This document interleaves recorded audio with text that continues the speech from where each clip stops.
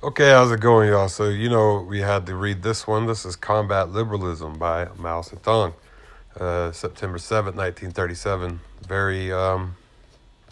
Very classic Marxist piece. A lot of people know this one. But it's a short read, and so we might as well get this in. Let's see. Combat Liberalism. We stand for active ideological struggle because it is the weapon for ensuring unity within the party and the revolutionary organizations in the interest of our fight. Every communist and revolutionary should take up this weapon.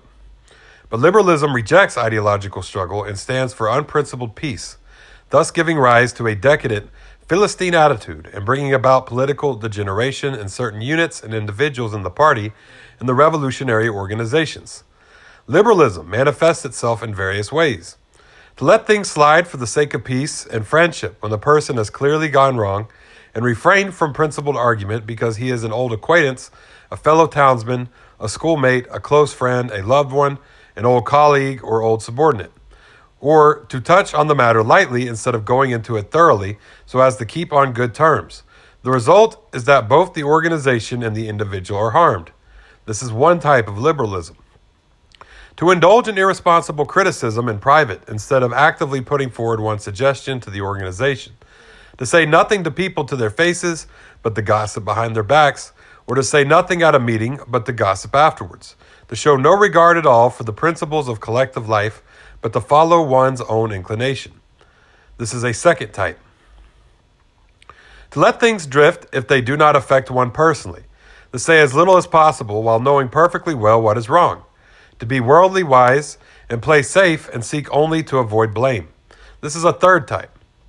Not to obey orders, but to give pride of place to one's own opinions. To demand special consideration from the organization, but to reject its discipline. This is a fourth type. To indulge in personal attacks, pick quarrels, vent personal spite, or seek revenge instead of entering into an argument and struggling against incorrect views for the sake of unity or progress or getting the work done properly. This is a fifth type. To hear incorrect views without rebutting them, and even to hear counter-revolutionary remarks without reporting them, but instead to take them calmly as if nothing had happened. This is a sixth type. To be among the masses and fail to conduct propaganda and agitation or speak at meetings or conduct investigations and inquiries among them, and instead to be indifferent to them and show no concern for their well-being, forgetting that one is a communist and behaving as if one were an ordinary non-communist. This is a seventh type. To see someone harming the interests of the masses and yet not feel indignant or dissuade or stop them or reason with them, but to allow him to continue. This is an eighth type. To work half-heartedly without a definite plan or direction, to work perfunctorily and muddle along. So long as one remains a monk, one goes on tolling the bell. This is a ninth type.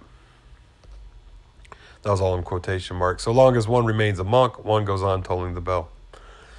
Okay.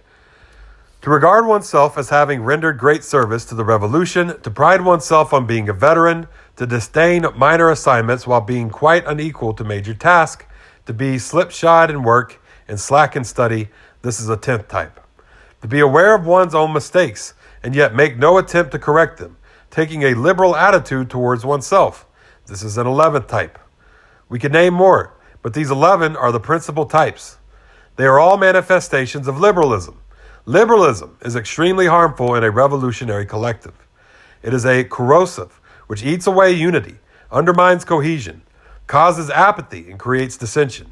It robs the revolutionary ranks of compact organization and strict discipline, prevents policies from being carried through, and alienates the party organizations from the masses, which the party leads. It is an extremely bad tendency. Liberalism stems from petty bourgeois selfishness. It places personal interest first, and the interest of the revolutionary second. And this gives rise to ideological, political, and organizational liberalism. People who are liberals look upon the principles of Marxism as abstract dogma. They approve of Marxism, but are not prepared to practice it or to practice it in full. They are not prepared to replace their liberalism by Marxism. These people have their Marxism, but they have their liberalism as well. They talk Marxism, but practice liberalism. They apply Marxism to others, but liberalism to themselves. They keep both kinds of goods in stock and find a use for each. This is how the minds of certain people work. Liberalism is a manifestation of opportunism and conflicts fundamentally with Marxism. It is negative and objectively has the effect of helping the enemy. That is why the enemy welcomes its preservation in our midst. Such being its nature, there should be no place for it in the ranks of the revolution. We must use Marxism, which is positive in spirit, to overcome liberalism, which is negative. A communist should have largeness of mind, and he should be staunch and active, looking upon the interests of the revolution as his very life and subordinating his personal interests to those of the revolution. Always and everywhere, he should adhere to principle and wage a tireless struggle against all incorrect ideas and actions, so as to consolidate the collective life of the party and strengthen the ties between the party and the masses.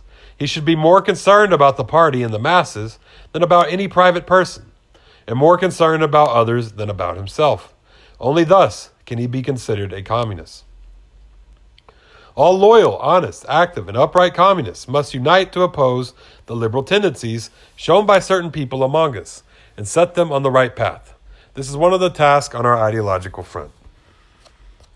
Okay, yes, that's Combat Liberalism by Mao Zedong, September 7th, 1937. Well, thank y'all for tuning in. Facebook, Twitter, YouTube, TikTok, Tumblr, Medium. Follow me there. Hit me up. All of those Marxists. Y'all have a great day. Do that, go.